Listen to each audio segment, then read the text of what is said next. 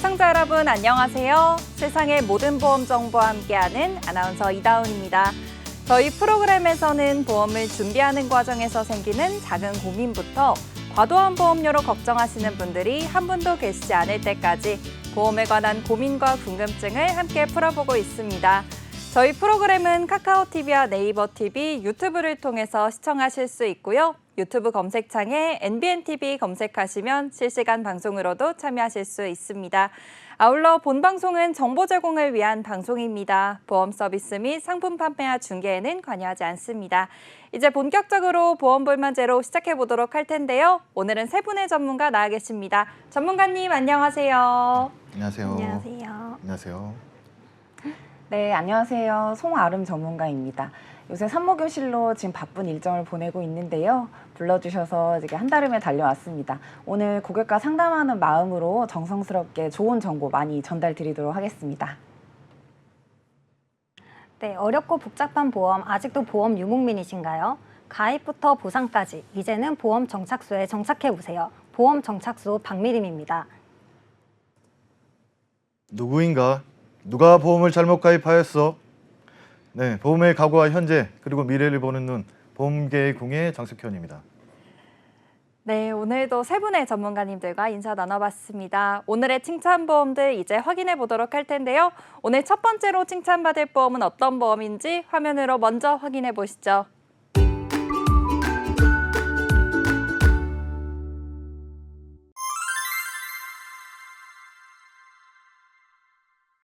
오늘 첫 번째로 이야기 나눠볼 주제는 보장 분석의 필요성입니다. 송아름 전문가님께서 내용 준비해 주셨는데요. 전문가님 오늘 어떤 내용일까요?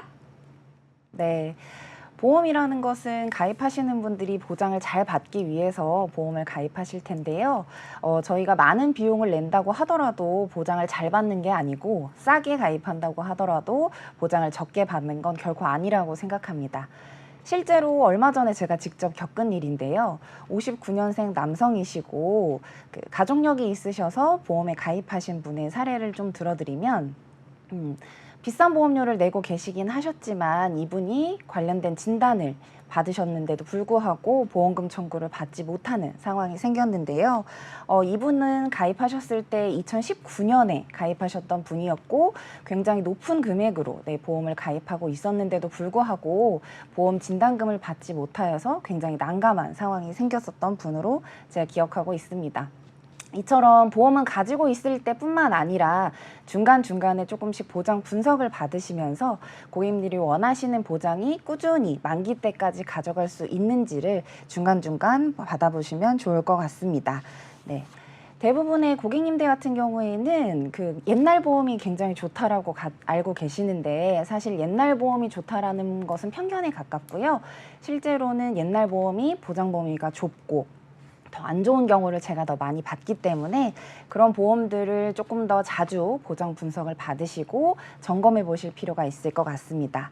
보험은 계속 진화하고 새로운 질병들이 나오기 때문에 주기적인 분석을 통해서 가지고 있는 보험의 정확한 보장 내역을 알고 있는 게 중요할 것 같습니다. 네, 좋습니다. 가족력까지 고려해서 준비한 보험인데 이렇게 실질적으로 내가 질병에 걸렸을 때는 보장을 받지 못하는 사례도 확인해 봤습니다. 그럼 이를 방지하기 위해서 우리는 주기적으로 좀 보장 분석을 하고 나에게 필요한 보험을 채워나가셔야 할 것 같은데요. 그러면 오늘은 어떤 부분에 집중해서 보장 분석을 해야 할지 이 부분에 대해서 먼저 설명 부탁드리겠습니다. 네, 보장 분석을 할 때는 본인의 보장이 제대로 되어 있는지를 한번 체크해 보실 필요가 있는데요.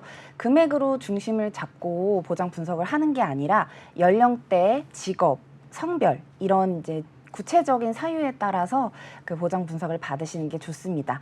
같은 40대라고 하더라도 어떤 분은 고위험의 직군에 있으신 분과 그다음에 사무직의 보험료는 당연히 다르겠죠. 그래서 본인 보험이 제대로 잘 보장되어 있는지 꿀팁을 제가 좀 드리자면 우선 우리나라가 가장 중요하게 생각하는 암보험 같은 경우에는 암 치료비 특약이 있는지 한번 본인의 증권을 찾아보시길 권해드립니다. 과거의 보험에서는 암 진단비, 암 수술비 이런 특약 위주로 좀 많이 가입이 되어 있는 반면에 요새 얼마 전에 뉴스에 제가 봤었는데 양성자 치료 관련돼서 전립선 암이 치료된 이력을 제가 확인했습니다. 그런데 옛날에 가지고 있는 암 진단비와 수술비 특약만으로는 이런 관련된 보장이 어렵기 때문에 가장 최신에 나와 있는 질병과 관련된 치료법으로 보장이 가입되어 있는 것을 추천드리고 있습니다. 그리고 뇌혈관 같은 경우에는 보통 뇌졸중이라는 특약으로 가입되어 있으신 분들이 많으실 텐데 그런 특약보다는 뇌혈관이라는 질환으로 보장 특약을 좀 더 범위를 넓게 가지고 가시는 걸 추천을 드리고요. 우리나라 가장 많이 진단되는 부정맥 같은 경우에는 지금 가지고 있는 보장 특약에 급성 심근경색이라는 특약이 있다면 보장이 어려울 수 있어서 허혈성이라는 진단 특약으로 보장을 좀 넓게 수정하시는 걸 권해드리고 있습니다. 또한 운전자 보험 같은 경우에는 18년 4월 이전에 가입하신 분들이 많이 계실 텐데요.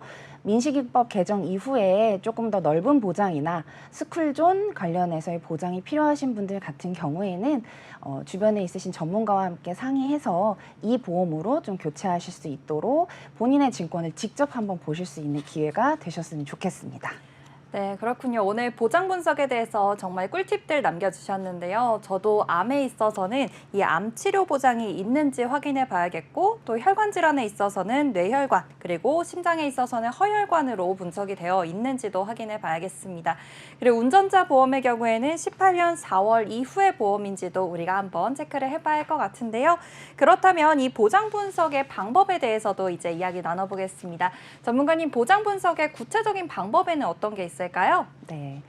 보장 분석의 구체적인 방법은 이제 전문가와 함께 보장 분석을 하는 경우도 있겠지만 본인이 이제 직접 증권을 보면서 확인할 수 있는 방법이 있는데요. 본인이 직접 본인 증권이 특약이라든지 이런 부분이 좀 어려우신 경우에는 전문가를 통해서 같이 한번 증권을 분석해보고 최신의 질병이나 나의 부족한 부분을 보장할 수 있는지를 한번 보시면 좋을 것 같아요. 저희가 이제 앞으로 2가지 정도 사례를 들어서 보장 분석을 잘하는 방법에 대해서 좀 알려드릴 텐데요. 지금 보시면 이 보험 같은 경우에는 저희가 제 실제 고객이고 16만 5천 원의 보험료를 납부하시는 고객입니다. 네, 증권을 잘 한번 보시면 적립보험료라는 보험료도 있어 보이고 보장성 보험료라는 것도 보입니다. 우선 보장성 보험료 같은 경우에는 내가 실제로 보장을 받으려고 가입하는 보장 보험료를 일컫고 적립보험료 같은 경우에는 내가 저축성으로 내 보험 가입을 이외에 좀 저축성으로 이자를 받기 위해서 가입하는 저축보험료라고 볼 수 있습니다. 해당 보험료 같은 경우에는 16만 5천 원이라는 보험료로 20년을 납부했을 때 총 3,960여만 원의 보장 보험료를 납부하게 되는 건데요. 이 안에 적립보험료도 끼워져 있기 때문에 이 적립보험료 같은 경우에는 보험사의 사업비라든지 운영비라든지 이런 부분으로 공제될 수 있는 부분들도 꼼꼼하게 한번 확인해 보시면 좋을 것 같습니다. 네, 좋습니다. 지금 첫 번째 사례부터 먼저 확인해 봤는데요. 첫 번째 사례에서는 지금 한 달 보험료가 16만 5천 원인 사례를 먼저 확인해 보고 있습니다. 그럼 이 경우에 있어서는 우리가 보장 분석을 어떤 방향성을 가지고 해봐야 할지도 이야기 들어봐야 할 텐데요. 전문가님 첫 번째 사례 이어서 부탁드리겠습니다. 네. 이어서 보시면요. 지금 해당 고객분 같은 경우에는 보험료를 꾸준히 16만 5천 원씩 2019년부터 납부하고 계십니다. 네, 이 보험료를 계속 유지를 하고 계시는데 아까 말씀드린 것처럼 3년 갱신의 갱신형 특약으로 보험이 가입되어 있고 증권을 보시면 아시겠지만 뇌졸중 진단비 1,000만 원, 급성심근경색 진단비 1,000만 원 이런 식으로 보장 금액이 가입이 되어 있습니다. 이렇게 가입이 되어 있는 와중에 저희 고객님께서는 두통을 호소하시고 병원에 가셔서 관련된 내용의 진단을 받기 위해서 병원에 방문을 해주셨고 이 보험 같은 경우에 적용을 받기 위해서 진단서를 저희가 한번 보도록 하겠습니다. 이 진단서가 실제로 고객님께서 받으신 진단서 일부를 발췌한 내용이고요. 보시면 아시겠지만 동생분이 뇌출혈로 이미 사망한 이력이 있는 가족력으로 굉장히 불안해하셨습니다. 그래서 16만 5천 원이 굉장히 부담스럽긴 하지만 이 비용을 지불을 하고 나서라도 내가 어느 정도의 보장을 받겠다라는 내용으로 가입을 해주셨는데 진단서에 보시면 두통으로 인한 내원이셨고 진단은 진단 코드 I60 67, I69로 진단이 되었습니다. 네, 이 진단 코드를 가지고 고객님께서는 보험금 청구를 신청하셨고 결국에는 가입하신 보험사에서 보험금 거절이라는 답변을 받게 되었습니다. 고객님께서는 의아한 내용으로 저에게 내용을 전달해 주셨고 해당 내용의 약관을 한번 보시게 될 텐데요. 네, 약관 같은 경우에는 보시면 해당 가입되어 있는 약관을 직접 발췌한 거고 뇌와 관련된 내용으로 저희가 진단이 됐을 때는 보시면 대뇌 경색증을 유발하지 않는 대뇌 동맥의 폐색 및 협착으로 진단이 돼야지만 그 뇌졸중 진단비 1,000만 원이 지급되는 사안입니다. 질병 코드로는 I66이라는 진단 코드가 진단이 되어야지만 가입되어 있는 1,000만 원을 수령하실 수 있는데요.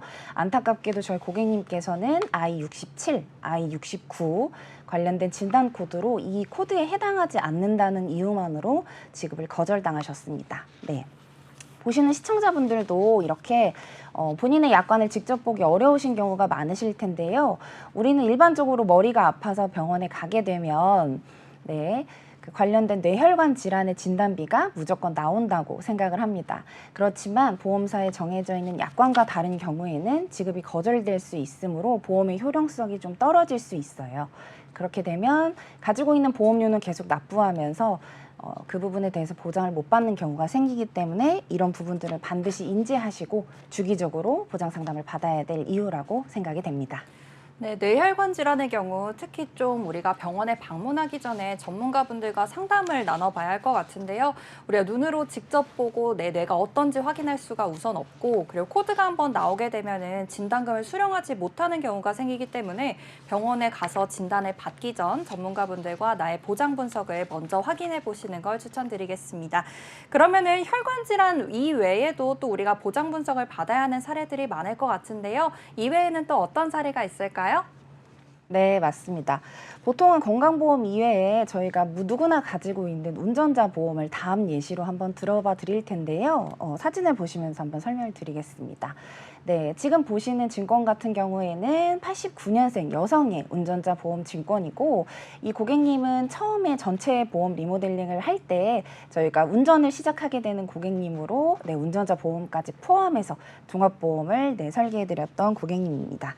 운전자 보험 같은 경우에는 가장 필수적으로 들어가야 되는 보험이 있는데요. 교통사고 벌금, 교통사고 처리 지원금, 사고 부상치료, 치료금, 변호사 사용 선임금 이렇게 들어갈 수 있다고 볼 수 있습니다. 하지만 그 당시 고객님께서는 네, 사회초년생으로 많은 보험료를 낼 수 없는 상황이고 그래서 고객님의 니즈에 맞춰서 가장 필수적인 보험만 최소한으로 가입을 진행시켜 드렸습니다.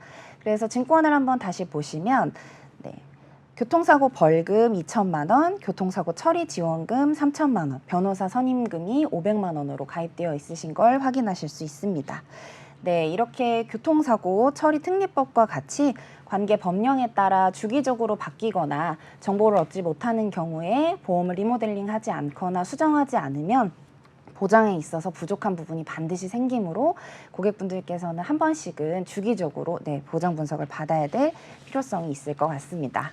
네, 보험을 무조건 유지만 하는 게 좋은 게 아니라 주기적으로 보장 분석을 받고 그에 맞춰서 리모델링 해 나가시는 것이 좋을 것 같은데요.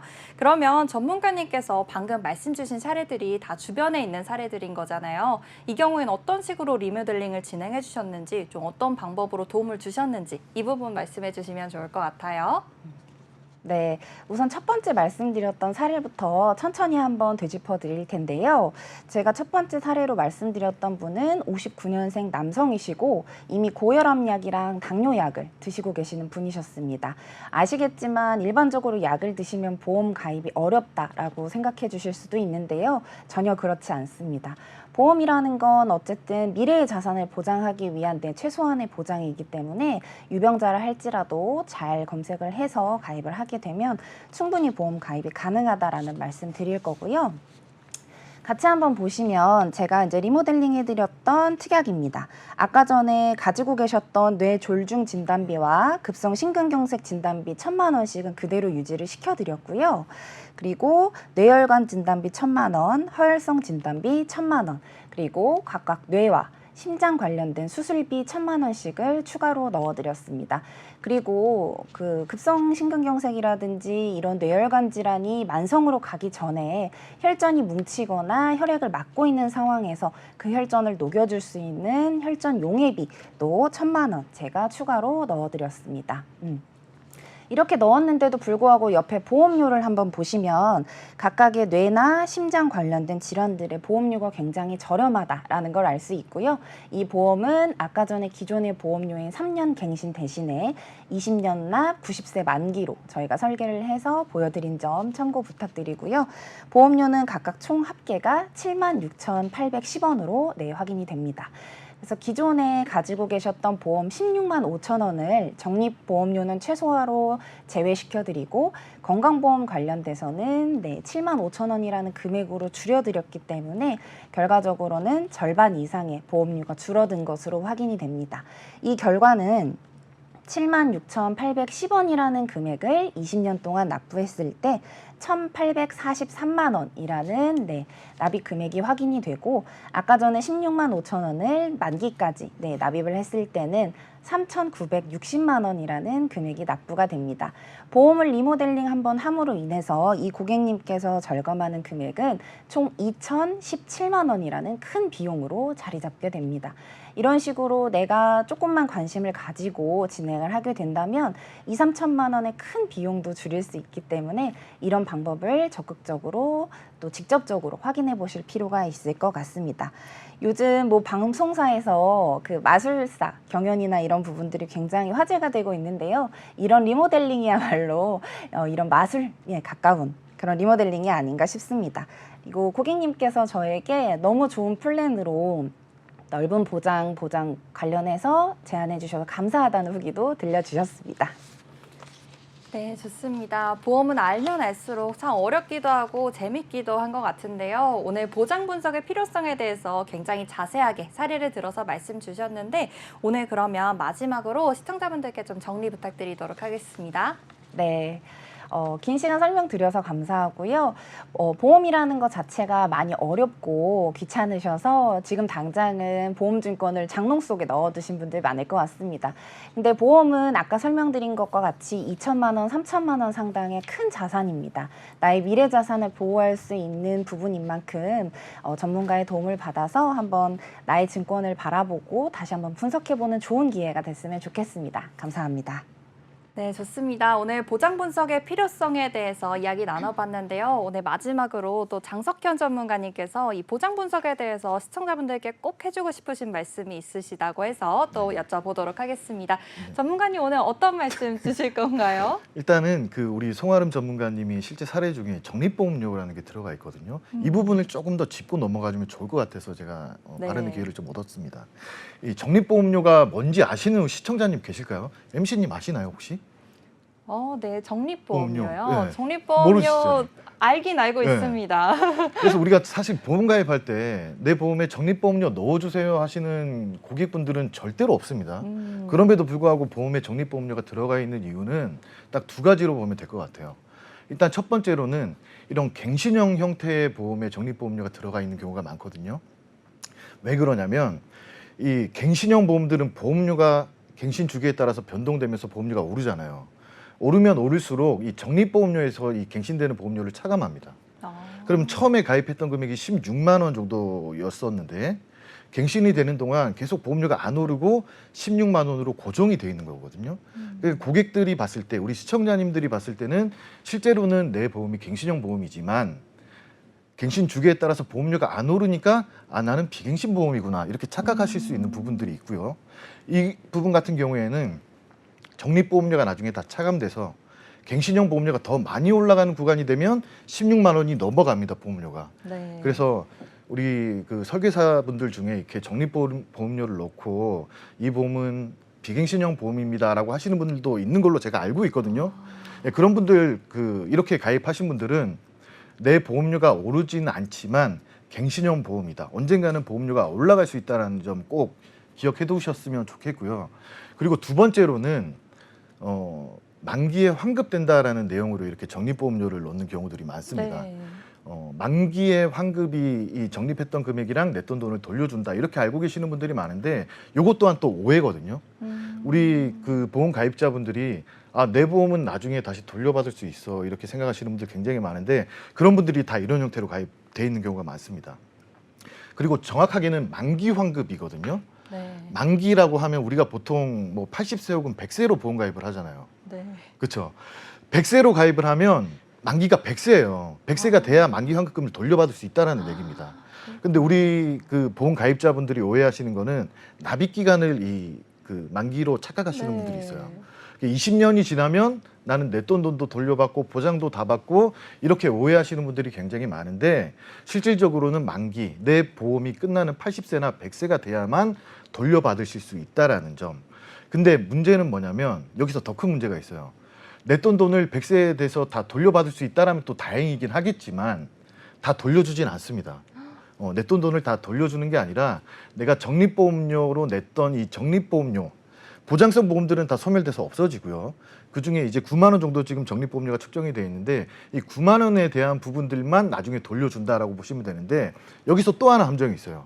아까도 송아름 전문가님께서 말씀해 주셨지만 적립보험료 안에도 사업비가 또 들어가거든요. 이 사업비가 보통 우리가 보험사가 갖고 있는 예정이율이나 이런 부분들보다 좀 더 높게 측정이 되어 있습니다. 그러면 내가 9만 원을 계속 20년 동안 여기 납입해서 저축을 했다라고 치지만 실질적으로는 사업비가 더 크기 때문에 100세가 돼서 돌려받는 금액이 이 9만 원을 20년 동안 낸 금액보다 훨씬 더 적을 수 있다라는 점.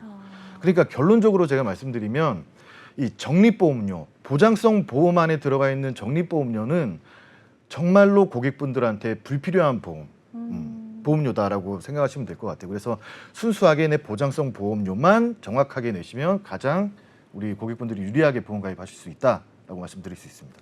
네, 좋습니다. 장석현 전문가님께서 정말 중요한 내용 말씀 주셨는데요. 이 적립보험료에 대한 내용 알고 계신다면 시청자분들께도 많은 도움 되실 것 같습니다. 그럼 오늘 첫 번째 칭찬보험은 여기서 마무리하도록 하고요. 두 번째로 칭찬받을 보험은 어떤 보험인지 화면으로 먼저 확인해 보시죠.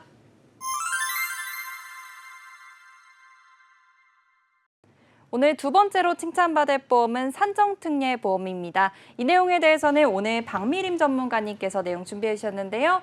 전문가님, 오늘 어떤 내용일까요? 네, 요즘 TV 채널을 돌리다 보면은 계속 받는 암보험이라는 보험 광고를 한 번쯤은 보셨을 겁니다. 만약 암뿐만 아니라 뇌혈관 질환, 심장 질환도 계속해서 진단금을 받을 수 있다면 어떻게 가입하실 의향이 있으실까요? 저는 진단금은 딱 한 번만 받고 끝나는 건 줄 알았는데 이걸 계속해서 받을 수 있는 보험이 있다고 하면은 당연히 가입하겠죠. 이런 상품이 실제로 지금 존재하나요? 네, 그래서 준비했습니다. 제가 오늘 안내해드릴 칭찬할 보험은 바로 산정특례 진단비 특약인데요. 산정특례는 고액의 비용과 장기간의 치료를 요하는 특정 질환을 진료 시 환자에게 부담되는 병원비 중 급여의 본인 부담금을 경감시켜주는 대한민국 복지제도 중 하나입니다. 산정특례 대상이 되는 질환에는 암, 뇌혈관 질환, 심장 질환 등 중증 질환과 선천 및 희귀 질환이 해당이 되는데요. 2023년 4월 말 기준으로 무려 158만 명이 산정특례 혜택을 받았다고 합니다. 산정특례 대상자로 선정이 되면 해당 질환으로 진단을 받고 해당 질병을 입원 또는 외래로 진료를 받게 된다면 질환에 따라서 0에서 10% 정도의 비용만 부담을 하게 되고 최대 5년 동안 혜택을 받을 수 있습니다. 하지만 아무래도 이게 복지 혜택이다 보니까 해당 질환으로 진단을 받는다고 해서 무조건 산정특례 대상자가 되는 것은 아니고요. 자료 화면과 같이 진단을 받고 상응하는 수술이나 시술 또는 약물 치료를 병행해야지만 산정특례 적용을 받을 수가 있습니다. 오늘은 산정특례의 수많은 질환들 중에서 계속해서 보험금을 받을 수 있는 뇌혈관 질환, 심장 질환에 대해서 좀 더 자세하게 알려드리도록 하겠습니다. 네, 산정특례보험에 대해서 이야기 나눠볼 텐데요. 그중에서도 혈관질환, 산정특례보험에 대해서 자세하게 이야기 나눠보겠습니다. 뇌혈관질환, 심혈관질환, 이 산정특례에 대해서 먼저 자세하게 설명 부탁드리겠습니다. 네, 첫 번째로는 뇌혈관 질환 산정 특례입니다. 뇌혈관 질환의 경우 해당 질환으로 진단을 받고 몇 가지 조건이 있는데요. 그에 부합한 치료를 받은 경우에 최대 30일까지 본인 부담금을 5% 경감받을 수 있습니다. 예를 들어 비급여를 제외한 총 진료비가 100만 원이 나올 경우에 95만 원은 국민건강보험공단에서 지원을 해줄 거고요. 나머지 5만 원만 환자가 부담하면 되는 제도입니다. 두 번째는 심장질환자 산정특례인데요. 뇌혈관 질환과 마찬가지로 심장질환 또는 심혈관 질환으로 진단을 받고 이에 상응하는 수술이나 시술 또는 정해진 해당 약제 성분의 주사제를 처방받은 경우에 동일하게 30일 동안 본인 부담금을 5%로 경감받을 수 있습니다. 쉽게 설명드리면 요즘 심혈관 질환 중에 가장 많이 진단을 받는 게 협심증인데요. 이 협심증 진단을 받고 카테터 삽입술을 시행을 했다 하면은 산정특례 대상자 적용이 되고요. 그로 인해서 30일 동안은 혜택을 받을 수가 있습니다. 네, 산정특례에 대해서 먼저 자세하게 알아봤는데요. 이 혜택을 들어보다 보니까 복지가 굉장히 잘 되어 있는 것 같아요. 그런데 좀 궁금해지는 점이 이미 복지가 이렇게 잘 되어 있는데 굳이 산정특례 보험이 필요할까? 이런 생각이 들거든요. 그래서 오늘 필요한 이유에 대해서도 설명 부탁드리겠습니다. 네, 산정특례가 정말 좋은 복지 제도인 거는 맞아요. 하지만 모두 급여에 한해서만 적용이 되고 있다는 단점이 있는데요. 뇌혈관 질환, 심장 질환 같은 경우에는 이제 산정특례 혜택을 받게 된다면은 급여는 이제 혜택을 받을 수 있지만 비급여로 발생한 진료비는 혜택을 받을 수가 없어요. 또한 기간도 30일, 즉 한 달로 너무 짧기 때문에 혹시나 치료 기간이 길어지게 된다고 하면 병원비에 대한 부담감도 생길 수가 있죠. 또 심장 질환이나 뇌혈관 질환의 경우 후유증이 발생을 하면 치료 기간이 무기한으로 길어지게 되는데요. 이때 예시와 같이 비급여 진료비가 많이 발생을 하게 된다면 아무래도 부담감이 더 커지겠죠. 네, 급여만 혜택을 받을 수가 있다는 한계점이 우선 존재하고요. 그리고 기간도 30일 정도로 후유증이나 아니면 재발이 있을 경우에는 좀 혜택을 받기가 어렵다는 단점도 존재하는 것 같습니다. 그러면은 우리가 비급여 관련해서 치료비는 좀 개인이 부담을 해야 할 것 같은데 이 부분에 대해서는 어떻게 준비해 보는 게 좋을까요? 우선 치료비의 부담을 줄이기 위해서는 실손보험을 가입을 하셔야 합니다. 실손보험은 급여뿐만 아니라 산정특례 혜택을 받지 못하는 비급여도 보상을 받을 수가 있습니다. 두 번째로는 진단비를 꼭 가입을 하셔야 하는데요. 그 이유가 실손의료비는 비급여도 혜택을 받을 수 있지만 가입 시기에 따라서 적게는 0%, 많게는 30%의 자기부담금이 발생을 하게 되고요. 자기부담금을 넘어서 계약 기간에 따라 보상이 되지 않는 면책기간도 있고 질병마다 보상이 되는 금액도 한도가 정해져 있기 때문에 실손 의료비뿐만 아니라 진단비도 준비를 하셔야 됩니다. 더 나아가서 후유증이 발생해서 치료기간이 길어지게 된다면 아무래도 다니던 직장을 퇴사하거나 휴직을 하셔야 되는데 이때 그러면 발생하는 생활비는 어떻게 감당을 하실지 약간 걱정이 되겠죠. 만약에 진단비를 가입을 했고 진단비를 받았다면은 아무래도 생활비로 사용을 할 수 있기 때문에 부담감이 크게 줄어들 것입니다. 네, 치료비 부담을 줄이기 위해서는 실손보험과 진단비를 준비해야 한다고 설명 주셨고요. 그럼 오늘 칭찬보험으로 다시 넘어가 보겠습니다. 산정특례 보험인데요. 아까 계속 받을 수 있다고 말씀해 주셨잖아요. 그래서 오늘 저희가 알고 있는 그동안의 암진단비 아니면 혈관질환 진단비랑은 좀 다른 내용이 어떤 건지 어떤 차이점이 있는지에 대해서도 말씀해 주시면 좋을 것 같아요. 네, 오늘 제가 출연한 이유가 바로 이 산정특례 진단비를 소개해 드리기 위해서였고요. 지금까지 제가 산정특례에 대해서 길게 말한 이유이기도 해요. 뇌혈관 진단비에는 포함되지 않았던 뇌혈관 후유증이 물론 경동맥의 동맥류 및 박리, 후천성 동정맥류, 순환계통의 기타 선천기형과 2개의 손상까지 포함되기 때문에 뇌혈관 진단비가 지급되지 않는 질환으로 진단을 받더라도 산정특례에서는 진단금을 받을 수가 있어요. 더 나아가서 산정특례 진단비는 최초 1회 지급이 아니고 연간 1회 지급이기 때문에 내가 5년 전에 뇌동맥류 진단을 받고 뇌혈관 진단비를 받았다 하더라도 현재 이 시점에서 뇌졸중이 와서 또 한 번 진단을 받는다면 산정특례 대상자가 됐을 경우에 산정특례 진단비가 한 번 더 지급이 됩니다. 또 하나를 더 예를 들어 보면은요.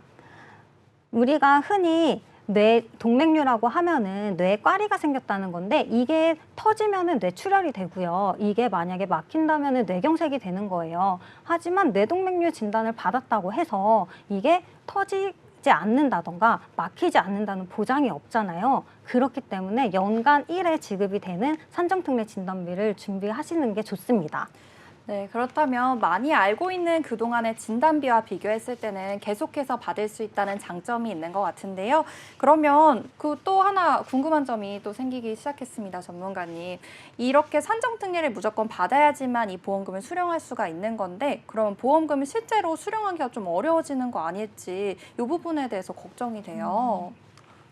네, 산정특례 진단비가 산정특례 대상자가 되어야지만 지급이 된다는 단점이 있기는 해요. 하지만 뇌혈관 진단비, 허혈성 심장질환 진단비랑 비교를 했을 때 보장하는 질병의 범위가 굉장히 넓기 때문에 그만큼 받을 확률도 높아지게 되는 겁니다.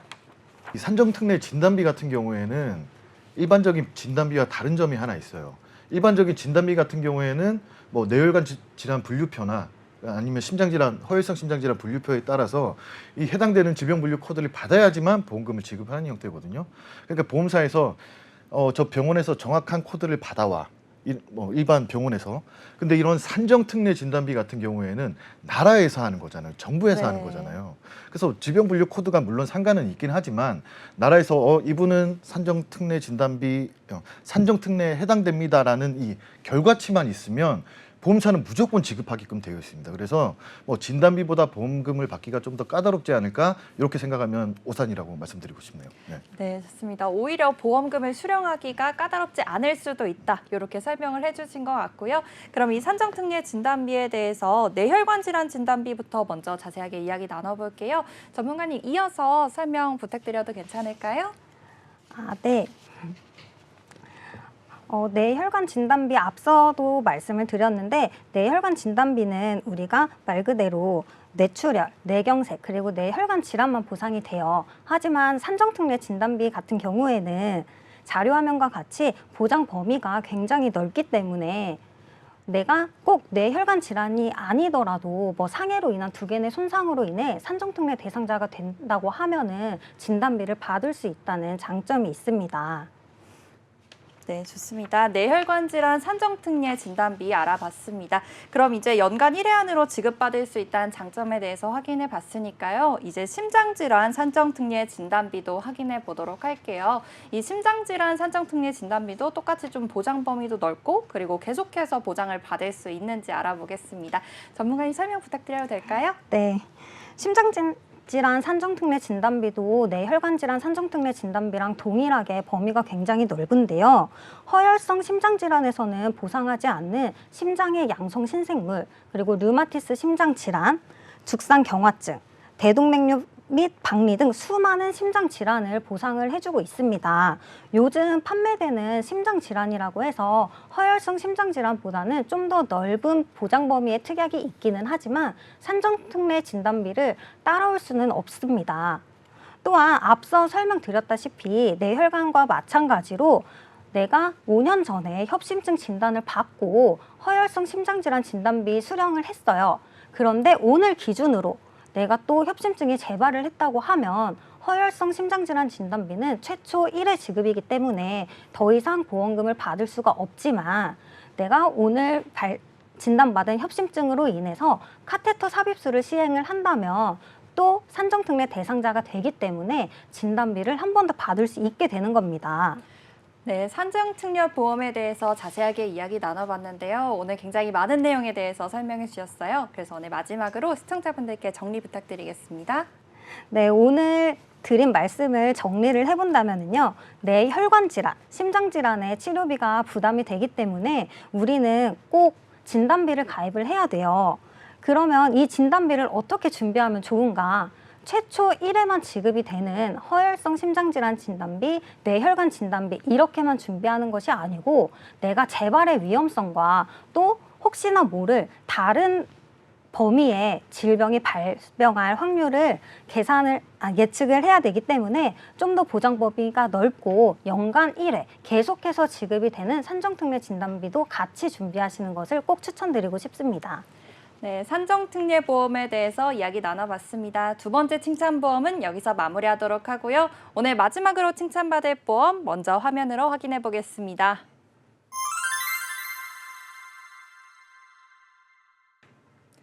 오늘 세 번째로 칭찬받을 보험은 암보험입니다. 오늘 장석현 전문가님께서 내용 준비해 주셨는데요. 전문가님 오늘 어떤 내용일까요? 네, 사실 우리가 제일 관심이 많은 게 암보험이잖아요. 그래서 제가 시간이 허락하는 데까지 암보험에 대해서 낱낱이 한번 살펴보도록 하겠습니다.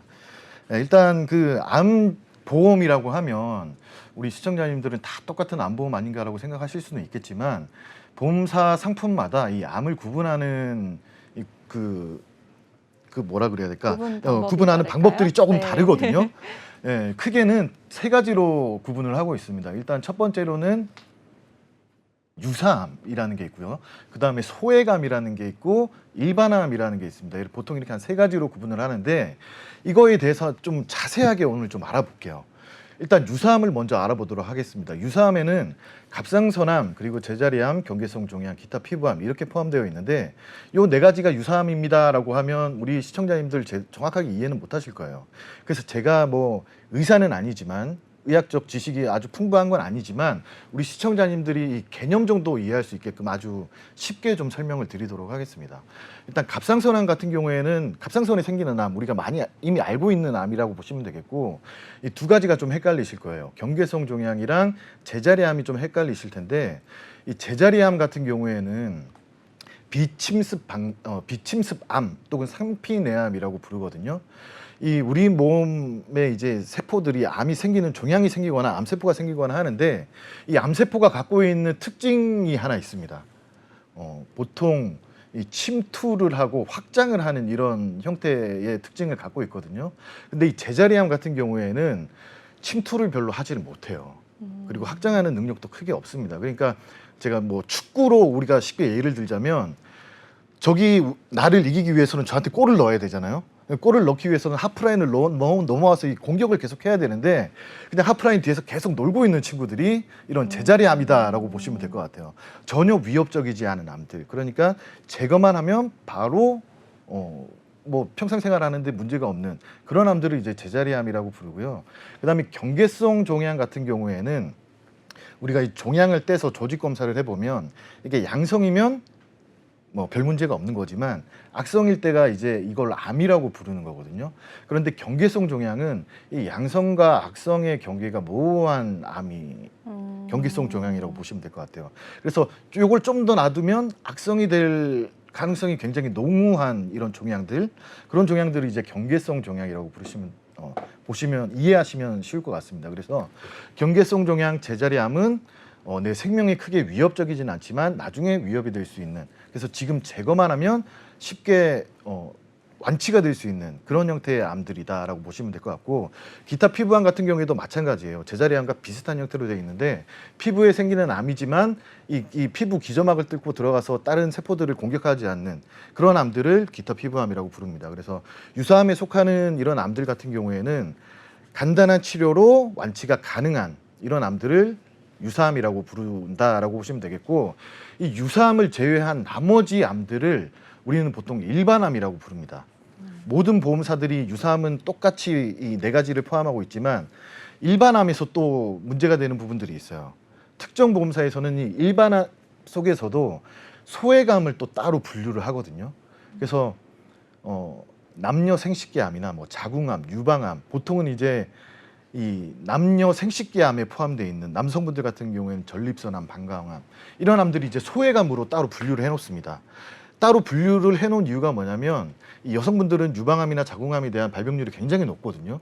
그래서 이런 여성분들이 만약에 소외감이 분류가 돼 있는 이 암보험을 가입해서 유방암에 걸린다라고 했을 때는 원래는 3천만 원을 지급받아야 정상이겠지만 뭐 600만 원, 300만 원 이렇게 소액만 지급받게 되는 경우들이 있습니다. 그래서 우리가 암보험을 가입하실 때 이 암 구분이 어떻게 돼 있냐, 유사암을 제외한 모든 암들을 일반암으로 보고 있는 상품인지 아니면 유사암과 소액암과 일반암을 구분하고 이렇게 세 가지로 구분하고 있는 상품인지 정확하게 살펴보셔야지 내 보험이 보장 범위가 어떤 게 더 넓은가 이렇게 판단하실 수가 있을 것 같다라는 생각이 듭니다. 네, 암 종류에 대해서 먼저 확인을 해봤는데요. 오늘 정말 이해가 잘 되도록 설명을 해주신 것 같아요. 우선 유사암 확인해 봤고요. 유사암을 제외한 나머지를 일반암, 그리고 그 안에서도 소외감으로 분류가 되는 경우가 있다고 합니다. 보험사별로 구분 방법이 다르니까요. 이 점 인지하시고 구분해 주는 방법을 확인해 보는 것이 좋겠습니다. 그러면은 이 암 관련 진단비로 이제 넘어가 볼 텐데, 진단비를 약관에서 보게 되면은 이렇게 뭐 일반암 진단비, 소외감 진단비라고 써져 있는 게 아니라 종류가 좀 더 많잖아요. 네. 그래서 이 내용에 대해서도 설명 부탁드리겠습니다. 네, 워낙에 이제 이런 것들이 많다 보니까 좀 헷갈리실 수가 있어요. 그래서 대표적인 몇 가지 이 암 진단비들을 좀 소개를 해드릴 텐데, 일단 첫 번째로는 고액암 진단비입니다. 보통은 말 그대로 쉽게 해석하시면 돼요. 내가 암에 진단받고 고치는데 고액이 좀 돈이 많이 들어가는 질병. 보통은 이제 식도나 간, 담낭, 담관, 담도, 그리고 뼈에 생기는 암, 그리고 혈액에 생기는 암, 이런 암들이 이제 치료하는데 비용이 굉장히 많이 들어가거든요. 이런 암들을 이제 고액암으로 따로 분류를 해서 일반암보다 보험금을 좀 더 많이 지급하는 형태의 진단비가 이 고액암 진단비라고 보시면 될 것 같고요. 그다음에 이제 특정암 진단비라는 게 있습니다. 이거는 회사마다 그 상품마다 약간의 차이는 있어요. 상품마다 특정해 놓은 이 암들이 있기 때문에 특정암 진단비를 가입하시는 분들은 이 특정암 안에 어떤 부위의 암들이 들어가 있는지 이거 꼭 꼼꼼하게 살펴보셔야 된다라는 점 다시 한번 말씀드리겠고요. 그다음에 부위별 암 진단비라는 게 또 있습니다.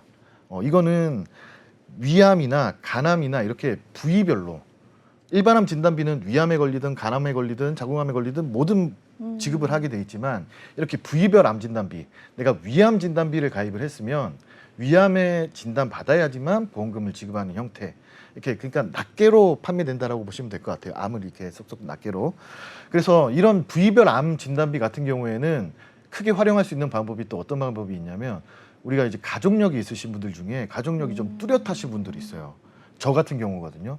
저희 할아버지가 위암 진단을 받으셨고 이제 돌아가셨지만 아버지도 위암 진단을 받으셨고 저는 아직 전이거든요. 저는 위암 진단을 받을 확률이 굉장히 높다라고 생각을 해요. 네. 그래서 이렇게 가족력이 뚜렷해서 위암이 걱정이신 분들은 이런 부위별 암 진단비를 좀 추가해서 보완을 하면 보험료는 적게, 대신에 위암에 대한 이 리스크는 충분히 준비를 할 수가 있기 때문에 이런 가족력이 있으신 분들은 부위별 암 진단비를 선택하시는 것도 굉장히 효과적이다라고 또 말씀드릴 수 있겠고, 그다음에 또 재진단암 진단비라는 게 있습니다. 보통은 우리가 진단비는 1회만 지급된다라고 늘 말씀드리잖아요. 그래서 암은 한 번 받기에는 좀 아쉬워하시는 분들이 또 있을 수 있습니다. 전이도 되고 발병되는 재발할 확률들이 굉장히 크기 때문에 다시 한번 받을 수 있는 이런 재진단암 진단비라는 것도 있다. 하지만 재진단암 진단비는 보통 통상적으로 거의 갱신형으로 들어가 있는 경우가 많고, 그리고 보험료도 좀 비싼 형태로 되어 있기 때문에 개인적으로는 추천드리진 않는 특약 중에 하나다라고 보면 될 것 같습니다. 네, 진단비에 대해서 확인을 해봤는데요. 진단비에도 종류가 굉장히 많습니다. 고액암 진단비, 특정암 진단비, 부위별 암 진단비, 그리고 마지막으로 재진단암 진단비 설명해 주셨는데요. 가족력이 있으시다면 부위별 암 진단비로 보완을 해보실 수 있겠습니다. 이렇게 많은 진단비에 대해서 내용을 확인해 봤으니까요. 이제 좀 주의해야 할 내용으로 또 넘어가 보도록 할게요.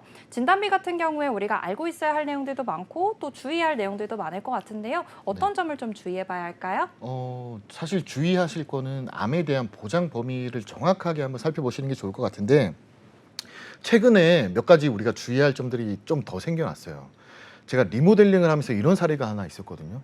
고객분 중에 이제 기존의 보험들이 워낙에 이제 보험료를 내면 낼수록 손해가 되는 경우가 많아서 기존 보험을 해지하고 완전히 새롭게 보험을 리모델링을 하신 분들이 있는데 그분 중에 한 분이 보험을 해지하고 나서 3개월 만에 암에 걸리신 케이스가 한 분 계셨어요. 네. 그러니까 기존 보험을 그래도 유지하셨으면 조금이라도 보험금을 받으셨겠지만 완전히 해지하고 3개월 만에 걸리신 거기 때문에 보험금을 못 받으셨어요. 이게 왜 그러냐면 암 같은 경우에는 보험을 가입한 이후에 보장을 하기까지의 면책 기간이라는 게 있고 감액 기간이라는 게 있거든요. 면책 기간은 뭐냐면 보험은 가입은 했지만 암을 보장을 해주는 시기는 3달 뒤에 해줄게. 그러니까 3개월 동안에는 보험금을 지급하지 않겠다라는 거거든요. 가입하고 3개월 안에 암에 걸릴 때는 보험금을 지급하지 않겠다. 이게 면책 사항입니다. 그 다음에 3개월이 지나고 1년 사이에는 이제 감액 기간이라고 해서 내가 원래는 5천만 원을 받는 보험을 가입을 했으면 이 절반인 2,500만 원을 지급하는, 이게 감액해서 지급하는 기간을 보통 1년으로 3개월에서 1년 이렇게 보고 있거든요. 그래서 리모델링 하실 때 기존의 보험을 다 해지를 하셨다면 그 1년 동안은 건강관리를 잘 하셔야 되는 또 단점이 있는데 이 건강관리를 잘한다고 내가 암에 안 걸리는 건 아니잖아요. 그렇죠. 그래서 이렇게 리모델링 하실 때 요즘에 좀 주의하시면 좋을 점이 면책 기간이나 감액 기간이 없는 암보험 상품들이 있습니다. 그런 상품들을 가입하기 위해서 몇 가지 조건이 있는데 첫 번째로는 실손보험을 유지 중이시면 돼요. 어떤 보험사든 상관없이 내가 실손보험을 갖고 계속 정상적으로 납입을 하고 유지하고 계신다.